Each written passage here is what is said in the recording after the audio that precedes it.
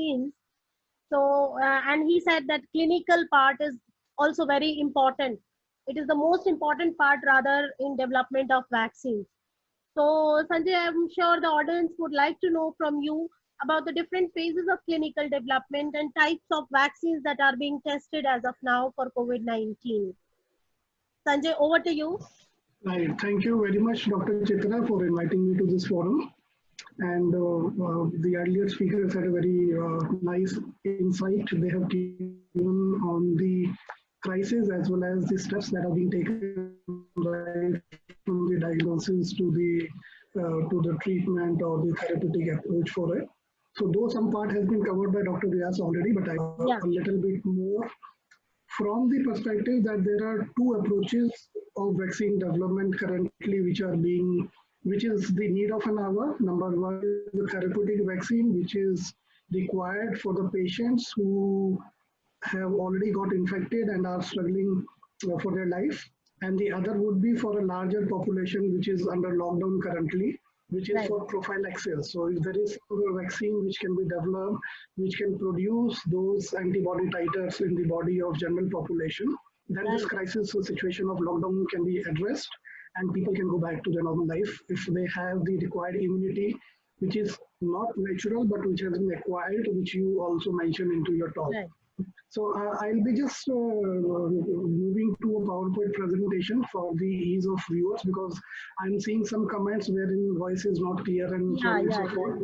So just give me a few seconds. I'll just share your presentation. So is it visible? No. Yeah, now it's okay. Okay.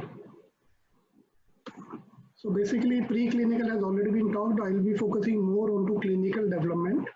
So I will talk in general whether it is for a new intervention, which could be a drug, a device, or it could be a vaccine per se.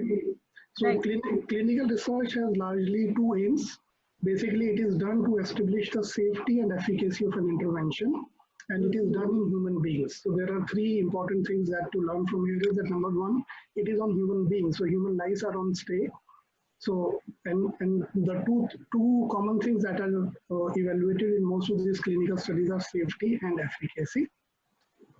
So there are 4 phases of clinical development. It starts just like a mathematical number, phase 1, 2, 3, and 4. While phase 1 is there to establish the safety of a lab developed intervention, which could be a drug or a vaccine. Phase 2 and 3 are largely for evaluating efficacy along with safety. And phase 4 is just to see once it is marketed the long-term pharmacovigilance or the unwanted effects. So I'll be touching upon a little bit onto these phases one by one. So phase 1 is also called as first in man. So before phase 1, the only experience a scientific team has is only at the laboratory level, which could be in vitro into certain models, or it could be in vivo in terms of the animal studies. These are primarily concerned with the safety. So the most important thing or the aim of phase 1 study is to establish the safety. And when we say it is the main aim is to establish safety, it is done in healthy human volunteers largely on a small number from 20 to 80. So in case of drugs, it is generally it generally starts with 1/10 of the animal dose. So suppose there is a dose which has been identified during the preclinical studies.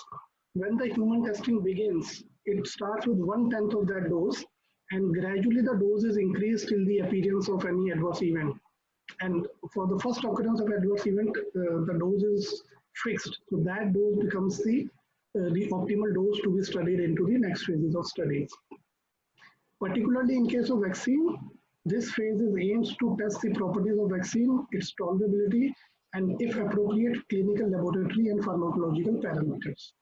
Now a question comes that how one can test the safety. So it's not a rocket science, it's very simple. So there is a whole lot of battery of tests which are available to check the safety of an intervention. So if, for example, if we have to see that the intervention is safe for heart, ECG can be done. If it is safe for liver, LFT can be done, liver function test. For kidney, KFT can be done. For the overall bone marrow and the blood, the CBC complete blood count can be done. Similarly, the heart rate, pulse, BP, temperature, overall physical examination can be done just to see that the volunteers who are receiving these drugs, they are physically fit and fine. So both from the physical evaluation as well as from the clinical parameters in terms of the laboratory test. So once it is established that the intervention is safe, it can be moved further into the next phase of trial, which is the phase 2, which is basically the test of proof of concept or test of efficacy also along with safety. So it involves large number of subjects, say about 100 to 200 or even more depending on the statistical power. It intends to provide preliminary information about a vaccine's ability to produce its desired effect. So desired effect could be prophylaxis, which can be tested in terms of immunogenicity, or the desired effect could be the recovery from the disease in case of infected patients. So there, the recovery from the symptoms, which is the fever, pneumonia, or the antibody titers before and after, those kind of things can be evaluated. So careful observations are made to determine the dose and adverse reactions. And the study designed for phase 2 studies are largely randomized. So in phase 1, it is always one arm. So there is only one group of subjects which are being exposed to the intervention. In phase 2, basically it is two arms. So there is one control arm and there is one intervention arm. And generally it is placebo controlled. So one arm receives the available standard of care along with placebo, and the other arm receives the available standard of care with the new intervention, and the difference are observed. So if you see the recent result of that remdesivir trial has been published day before yesterday, and in the phase 2 studies, it has shown the proof of concept in terms of the initial efficacy.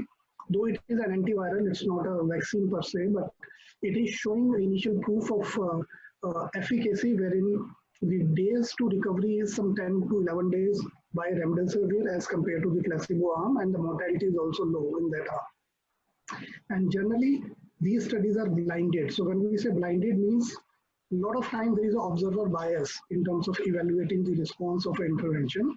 So blinding is required to avoid that bias. So it could be a single blind where the investigator or the doctor who is evaluating or the researcher who is evaluating does not know which set of patient or the subjects are receiving placebo and which set of subjects are receiving intervention.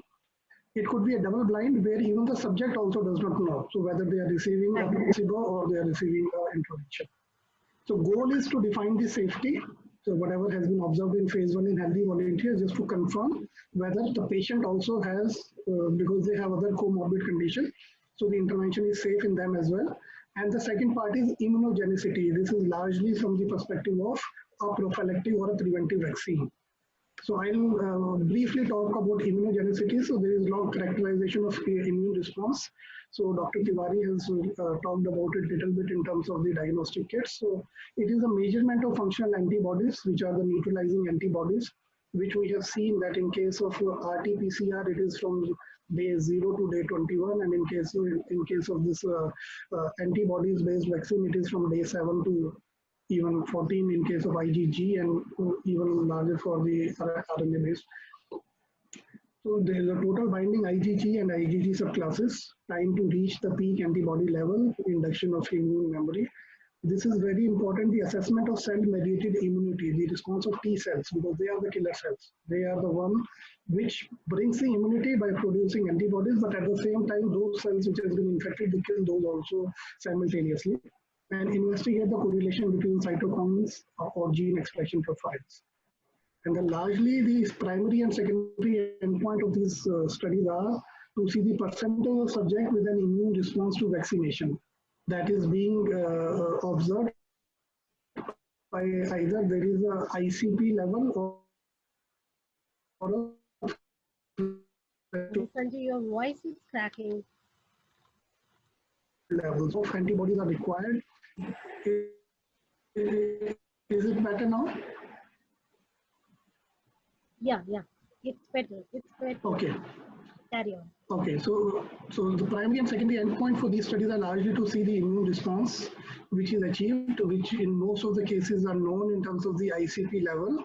But in case of COVID-19, that is still not known. So we are just talking about, we are just evaluating, the scientific teams are just evaluating to identify that the threshold level to be achieved before declaring to give a full protection. And the percentage of Sanjay, again, it seems you have a network problem. say after 2 weeks or 4 weeks. Yeah, it's resolved.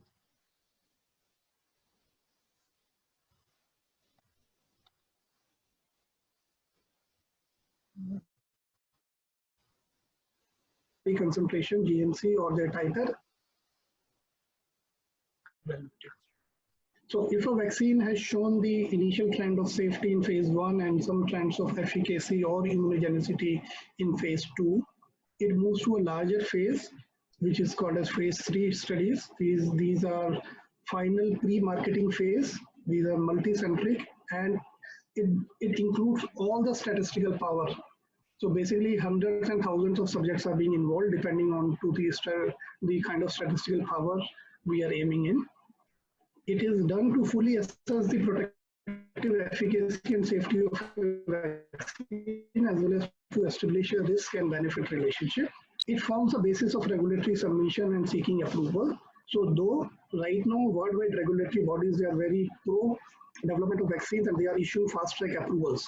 And sometimes after completing phase 2 only, there are incidences where the regulatory bodies have issued approval to market along with continuing the phase 3 and phase 4 studies. So in this case also, I'm hopeful that based on the phase 2 results, some of the vaccines or some of the interventions might be allowed to be given to the subject with the indication in the time of this current crisis, and with the expectation that the further development in terms of phase 3 and 4 will continue. So these studies also can be randomized, placebo-controlled, and blinded, and the goal is to establish the safety and efficacy to seek the marketing permission. And once a drug is or an intervention or a vaccine is already marketed, phase 4 studies are done as a routine pharmacovigilance just to collect additional safety data and to detect either the rarer or the unexpected event, because till phase 3, the exposure of intervention is only into few thousands of the subjects. When millions of people worldwide uses or consumes that particular intervention, there are sometimes hidden side effects which becomes visible only on a later date. And there has been instances in the past where certain drugs has been approved and later on has been withdrawn from the market based on the phase 4 data. Bridging studies are very common in cases of vaccine whenever there is a change in manufacturing process, whenever there is a new dosing schedule, when there is a new population, or when there is a safety bridging is required or insufficient confidence, or whenever there is a mixing of two combination vaccines are being developed, where two individual vaccines are already being approved and you combine them, so you do a bridging study. So since it involves human beings, there is a human life, and there are already a lot of human concern is always given in human testing of any intervention. So there are a lot of ethical consideration around it, which is being addressed in terms of seeking institutional ethics committee approval from the institute or the hospital where these trials will be run or are planned to be run, along with seeking the regulatory approval, which in India it is Central Licensing Authority by the Controller General of India. Then obtaining informed consent from the voluntary participation from the study subjects or their representatives, and it has to be in a language which is kind of vernacular language which they can understand. Registration of these studies onto a kind of portal which is called a CTRI. It is Clinical Trial Registry of India. It is open for general public, so anybody can go there and check the validity, ethicity, as well as the regulatoricity of a particular studies, and this is there to provide public assurance of doing ethical research. Then comes the safety reporting and compensation for trial-related injuries, and ultimately the bottom line is to comply with good clinical practice guidelines as well as applicable regulatory requirements, which in case of India's, it is New Drugs and Clinical Trial Rules of 2019, and in addition to that, ICMR